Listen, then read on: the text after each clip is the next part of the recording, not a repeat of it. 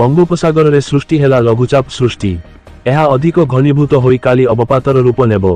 27 तारिख सकाळे दक्षिण ओडिशा उत्तर आंध्र उपकूल अतिक्रम करिबो अवपात। एहार प्रभाव रे दक्षिण ओडिशा रे प्रबल वर्षार चेतावनी दिया जायछि। प्रबल वर्षा को दृष्टि रे रखी काली मालकानगिरी रे सबु स्कूल को छुट्टी घोषणा करा जायछि। एहासह 2 अक्टोबर रे पुणी एक अवपात सृष्टि हेबा संभावना रहिछि। उपरमुंडरे वर्षा बढ़िबा फଳରେ ହୀରାକୁଦରୁ ମୋଟ 20ଟି गेट देई जल निष्कासित हेउछि। 3,60,000 क्यूसेक जल निष्कासित हेउछि। आसंता काली मुंडळी रे सकाळ 8 रु 11टा मध्यरे 6 लाख जल प्रवाहित हेबो। शाखा नदी गुड़िकरे जलस्तर बढ़िबो, किंतु वर्षा कमिथिबारु बन्या स्थिति देखिबाकू मिलिबो नाही। संभाव्य वर्षा और बन्या स्थितिर मुकाबिला आज जिल्लापाळमानंकु निर्देश दिया जायछि।